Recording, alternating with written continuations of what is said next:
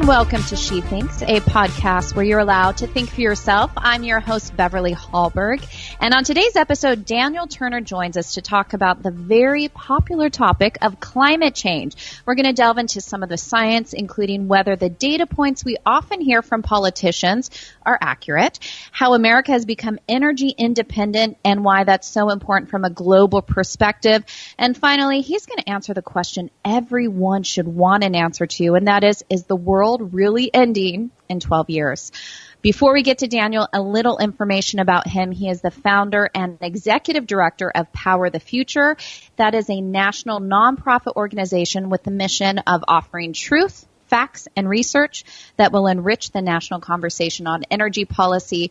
For nearly 20 years, he has worked in communications and public affairs for several nonprofits and various campaigns. Daniel, thank you so much for joining us. It's wonderful to be with you, so thank you for having me on. So I really want to start with that big question. I'm hoping that you can calm any fear that people have out there. Is the world really ending in 12 years? It is amazing that has become a common talking point.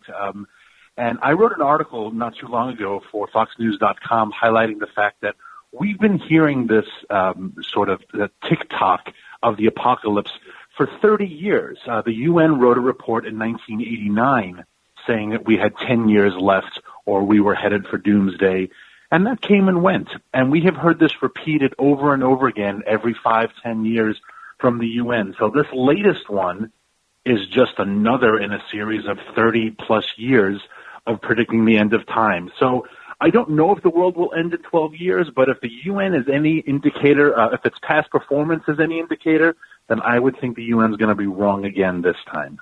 And something that I think is ironic is, so this notion that the world is ending in 12 years, I find that so many of the different policies and proposals and pieces of legislation that even get put on the table often don't even ask for emissions to be at a certain point till maybe 2040 or even years down the road. So it almost seems like a disingenuous number in that the same people who are saying that climate change is a real issue and it's ending in 12 years are happy to sign on to legislation that doesn't fully take effect until years down the road. So is it just politicizing the issue, or why are we hearing this 12-year time frame right now? Yeah, it's a really great point that you raise, and math has been a challenge for a lot of the climate change prophets of doom. So you're absolutely right. The proposals they're putting forward don't kick in until 2040, 2050, some of them. So yeah, their numbers game is off quite a bit. But even on the larger philosophical context, if you look at the Green New Deal, this landmarks legislation that Alexandria Ocasio-Cortez, the congresswoman from New York, has brought to the forefront, the vast majority of the proposal deals with things like health care for all, racial and gender justice, guaranteed income.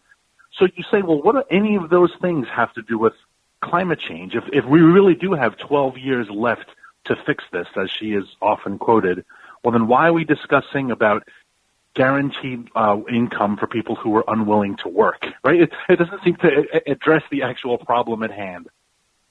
Well, it sounds like they're wanting to put everything that they can into these pieces of legislation, but it's gone to the point where even Tuesday of this week, not just the Congresswoman from New York, Alexandria Ocasio-Cortez, but also Senator Bernie Sanders and other congressional leaders announced a resolution saying that we must declare a national emergency if we don't want the world to end in 12 years. I want to talk to you a little bit about the national emergency, but let's play a clip first by Bernie Sanders talking about this. This is a national emergency. This particular legislation just demands that the Congress vote to understand that climate change is a national emergency, and then we go from there. And where we obviously have got to go is to tell the fossil fuel industry that they cannot continue to make billions and billions of dollars as they lie every single day about the damage they are doing to our climate. Daniel, we just heard that clip when they talk about a national emergency, and I even think part of this resolution is they want this to be a global national emergency. What exactly are they asking for when it comes to the policies and what this would look like? What are they asking us to do so that the world doesn't end in 12 years? That's why it's called the Green New Deal, because it really does play off of the New Deal from FDR. And so the reason why they're elevating it to the national crisis level is because it gives them a really wide berth. It gives them a huge platform to nationalize a lot of industry. And that's why we do talk about things like national health care or national jobs program or even a national control of the energy industry, of oil, of gas, of coal. When you elevate it to this level, it gives government tremendous power to take over whole swaths of the economy that it has really no philosophical and constitutional right to do so. The Green New Deal is really, to be blunt, it's a really red deal. It is just socialism using the environment and climate change as the catalyst to take over the industries and the economies that right now they're prohibited from doing by this thing called Constitution. Let's delve into the data just a little bit on this. I think as a whole, there are a lot of data points that are put out there. I think it's very easy to skew data for your own perspective. But in the work that you're doing at Power the Future and the science that you see, what do you make of climate change and whether or not we know if it's man-made, whether or not we know what we ought to do to help? Where are you on the science, and what do you think are the important facts that we should take from the science that is out there? From the year 1900 to now, there is no doubt that the oceans are about 7 inches higher, and the world is about 1 degree, a little bit less, 0.8 degrees warmer from the temperatures and from the ocean levels that we saw at the year 1900. Whether or not that is caused by man, I think is a fascinating question, and I think that would be something worth discussing. But we don't allow ourselves to have that conversation. It immediately jumps into this is caused by mankind. The reason why I think it would be an interesting conversation to have without a lot of passion and a lot of politics is because if there are things mankind is doing to contribute to it, then there are things we can do to reduce it. But that is the real debate, and there isn't a lot of evidence to determine that. We know that the planet has been changing and climate has been changing for hundreds of thousands and millions of years. That there are trees, samples in Greenland. There are shells and fossil fuels of fish life in the sands of Saudi Arabia. And so we know that the planet has constantly gone through change. We're talking about 150, 130 years over 4.5 billion. And yet the answer always seems to be socialism, state-run industry, higher taxes. And I think that's where the green movement loses a lot of people because they jump right from science into socialist policies. And do you think that it's proven that when the Earth is getting warmer, so you talk about what we do know based on temperature changes and sea level changes, do we know that the Earth and the world getting warmer is necessarily a bad thing? Does that always lead to something disastrous? That's another great point, that what is going to happen in 12 years? The scientists themselves who wrote this UN report in December of last year, this is what started the whole, we have 12 years left to fix this. They did say that within 12 years, if we continue at this rate, temperatures will reach this level and oceans would reach this level. They never said what the results of that would be. Obviously, higher sea levels could be dangerous for low-lying countries. But again, 30 years ago, the UN told us the Maldives would be underwater. The Maldives, right? Kate and Will had their honeymoon there after the famous royal wedding. We all woke up at least I woke up at 4:30 to watch, right? 30 years ago, they said it would be underwater today. So I take their comments on 12 years with a grain of salt the size of the Maldives because they have been significantly off. So I don't know if a warmer planet is a worse thing. The planet is definitely greener than it was 100 years ago because carbon dioxide does feed trees, and we do have a greener planet than we did 100 years ago. So these are all interesting things to debate and discuss, but again, we go straight from this into the anger of politics and Trump and partisan policies, and that's where we'll never come to a real conversation about climate change and about our role in responding to it. And of course, within the Green New Deal, you talked about the areas that have nothing to do with climate change, just the social welfare programs that are embedded within that type of, or in that deal itself. But of course, there are things directly related to the industry in this country, oil and gas and coal industries, anything fossil fuel related. Under the Trump administration, a lot of environmental regulations have been rolled back that were enacted underneath President Obama. So when this discussion comes up, what could some of these policies potentially mean to business and industry within the United States? Yeah, if this were enacted as a real piece of legislation, it would be disastrous clearly for the energy industry that I am supporting with Power the Future, but really all of the economy, because everything in our economy is undergirded by low energy costs and by the energy industry.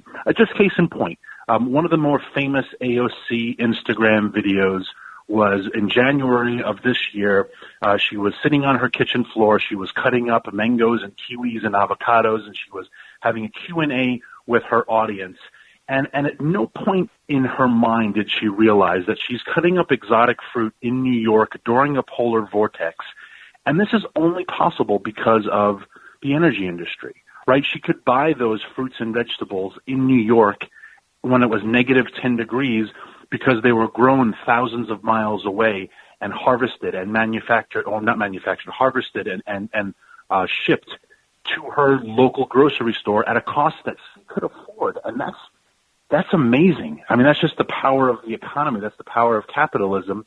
But that seems to kind of elude someone like AOC. And so when we say we're just going to get rid of fossil fuels, well, what does that mean? There is no proven technology yet in the green space that we can maintain the quality of life we have now if we switch to green technology. It doesn't exist. So who would suffer if we made this rapid, precipitous change to green technology? Poor people, sick people, people in hospitals, elderly people. Every time the electric grid falters, and we see this every year, old people who die because their ACs went out and no one was there to check on them, people who freeze to death in the winter. That's because of a faulty electric grid or because of lack of energy. That would happen worldwide, nationwide, if this were enacted as a policy. And the very people who they claim to care about, the poor, the sick, women, children, etc., they would be the first casualties of the Green New Deal. And one of the things that I think is so ironic about this conversation when it comes to wanting to have cleaner energy sources, which I support as well. I know you support as well. But where we're seeing so much happen is really through innovation. And in a recent op-ed that you wrote for FoxNews.com, it's entitled 2020 Democrats Want to Turn Our Energy Independence into Submission. You did talk about that the last 2 years have been banner years for American energy, whether that is the shale revolution when it comes to fracking. I mean, where has the United States really come, or how have they developed in the past 2 years when it comes to cleaner energy and therefore less dependence on foreign oil? Yeah, you know what's fascinating is I'm not quite old enough to remember. I'm 44, but so if I were about 6 years older, I would remember Jimmy Carter talking about peak oil and how we would be out of oil in America by the year 2000. And we just keep discovering more and more of it. And because of the ingenious men and women in this country and the entrepreneurship that they have, we're discovering it. We're bringing it to the market cleaner, more efficiently, safer.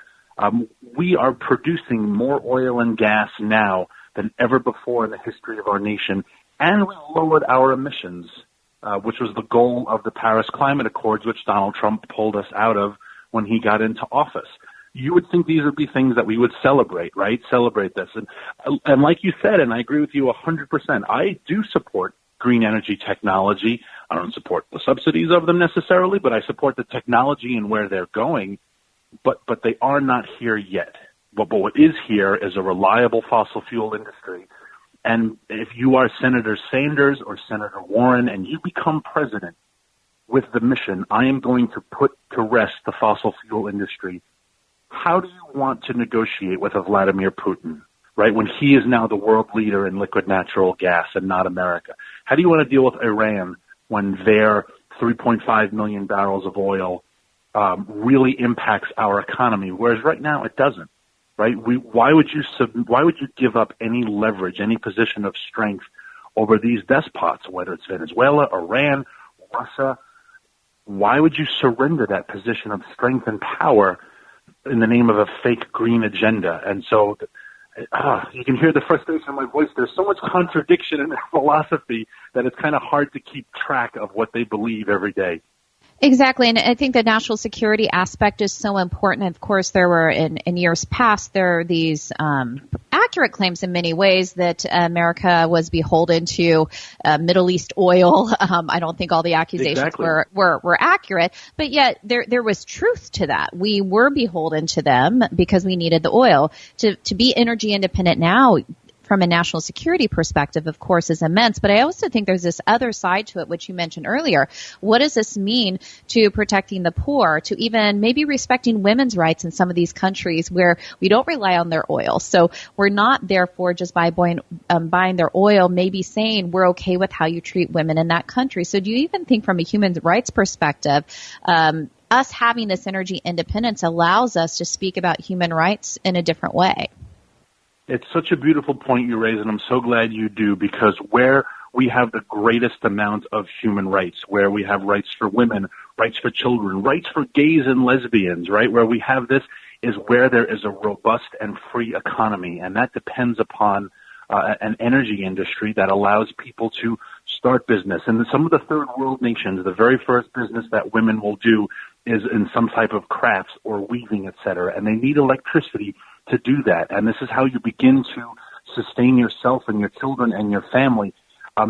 No one is freer than the people who have access to reliable, inexpensive energy. And so if you do want to push women's rights as a global initiative and rights of other minority groups, you would support a robust and thriving economy. How are the women doing in Venezuela right now, right? And the women and the children in that country.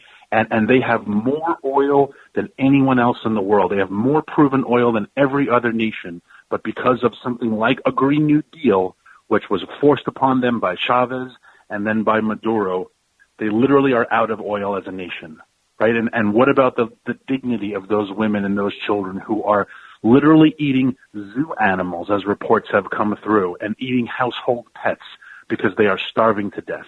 There is no dignity in that, and that is what will happen when a Green New Deal is forced upon us. And again, this is where I throw my hands up in frustration that Bernie and Elizabeth Warren and AOC don't see this connection. So when we think about what our energy policy should be, obviously you're making the case for why it shouldn't be in the direction of the Green New Deal. What does good energy policy look like? Is that what we're currently experiencing? And what are some of those policies? Was it just rolling back regulation? Or are there other things that you think that President Trump should do or members in Congress should do to continue to make our energy policies as good as they can be so that we can continue to have innovation in the energy industry? Yeah, and we clearly want the energy industry to be good stewards of resources and to be good stewards of the earth and water and land and air. But no one is a better steward of the environment than the men and women who live in that environment. So I talk to coal miners in West Virginia who get very angry when someone from D.C. or San Francisco or New York says that coal is polluting and is bad for the environment. Because they will say, well, this is my environment, right? And I live here, and I have a well, and I raise my kids, and we grow food in the backyard, and we drink the water. And I am a better steward of the land because it's my land. And I see that with people who work in fracking all throughout Texas and New Mexico and coal miners in Alaska. And so the best energy policy is really what President Trump has pursued, which is just let the industry thrive. He didn't discover a magic wand, to quote Obama, right? We didn't discover any new oil reserves in this country. We just let the economy work itself. And of course, with an eye on it, with an eye for stewardship, with an eye for responsibility, but understanding that this is what the American dream, right? This is what the American economy does best. It does thrive when it is unfettered and unshackled. And the Obama administration punished an awful lot of coal miners. 88,000 of them lost their jobs when he targeted them with his EPA. And no one ever goes back and asks those men and women whose jobs were lost, hey, is your water cleaner, right? Is your air cleaner? Are things better for you?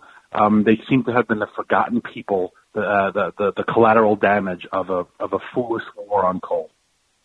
So thinking about people across this country, one of the things I've asked myself is I've heard so many of the Democratic primary candidates say on stage during a debate that climate change was their number one issue, that's what they would want to focus on most if they were elected to president. Obviously, they're speaking to a primary right now and not to a general public, but when the public is polled, it's usually focused on the economy and healthcare and immigration. But how much is that message, and I think what I would call in many ways fear tactics in relation to this, how much of that is resonating with the American public? I mean, are Americans fearful that the world may end in just over a decade?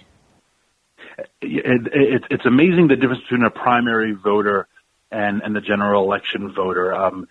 The exit polling I saw from the 2018 midterms was that climate change and environmental issues weren't even a top 10 issue. And in 2016, it wasn't even a top 20 issue. And so you're absolutely right that these are primary voters, and they do have a more heightened awareness for especially niche issues. But I think for your average American, they of course want clean air and clean water. President Trump this week, earlier this week, rolled out some of the environmental record that he and his administration is proud of. So voters want that, but they really just want a job, and they want freedom, and they want to be left alone, and they want the ability to sustain their family and not incur tremendous debt. And so, as much as the Democrat Party is trying and pushing, climate change is just not an issue that resonates with Americans, and probably because even when it comes to the messaging of it and the scare tactics, like we have 12 years left to live, it really does jump the shark. Americans are not dumb, and no American believes that sincerely and says, oh boy, we have 12 years left to live, I better vote, otherwise there's going to be no Christmas in 2030. Americans just don't believe their scare tactics. So on that note, I know that, so in your role as founder and president of Power the Future, I'm sure you get plenty of Twitter trolls. You get plenty of hate talking about this issue. It seems that the issue of climate change, it's either you agree and you think we go full force towards Green New Deal, or you're on the other side and you hate the environment altogether. What have you found to talk to those people out there that you just mentioned? What is the good way to discuss the fact that when you think about innovation and with a careful eye, making sure, or letting industry see what they can do and innovate, and that's where we actually have progress. What's the best way to talk about that? I think it's so easy for people to be afraid to speak up if they question the science, so-called science that's being out there about climate change, or so fearful about speaking up because then the attack is, well, you don't care at all. So what have you found just within your job and speaking about this in the media? What has been your tactic and your messaging? I think the industry has done a terrible job of promoting the benefits of their products. And so one of the things that I have found helpful is just pointing out how often we use fossil fuels. And it's not just the gas you put in your car, but anyone who's ever been in a hospital and maybe had surgery, just look around from the IV tubes to the needles, all forged with or made from fossil fuels. So many medicines and fertilizers and laundry detergent and soaps and lotions. And I mean, I could go on for hours because the list is tremendous. Biking, we have National Bike to Work Day all the time, and in D.C., everyone prides themselves on biking for work. That's great. But your carbon fiber bike comes from a petrochemical, as does the rubber on the tires, as does the seat, as does the paint. So your bike is maybe quote-unquote green, but it comes from petrochemicals. And again, this is something to celebrate and say, holy cow, there's this sludge at the bottom of the earth which is regenerating itself all the time, and we extract it and we've turned it into hundreds of thousands of products that make our life better. And if you hate fossil fuels and you think they are bad, I just encourage you to go to some of the missionary countries that I've been to and live where there are no fossil fuels. Go to the South Sudan. Right, go to parts of Bangladesh or rural parts of India. they don't have fossil fuels there, and ask them what their quality of life is like. And so I totally agree with your premise that there are a lot of Twitter trolls who will say nasty things, but I just remind them that they are using a smartphone, which is a petrochemical, and they're using the internet, which is run on natural gas and coal, to tell me that I hate the environment. Well, until you start riding a llama to work, maybe you should just shut your mouth or thank a fossil fuel worker who's making your commute possible. Facts are tricky things, aren't they, Daniel? Well, thank you. Thank you so much for spending time with us today. I think it's really helpful for, first of all, to just discredit the fear tactics that are out there with some science and some reason. So thank you so much for being here today. Thank you for having me on. Always a pleasure to talk to you, Beverly. And thank you all for joining us. If you have more interest in the topic we discussed, you can follow Daniel Turner on Twitter, even see some of his Twitter trolls.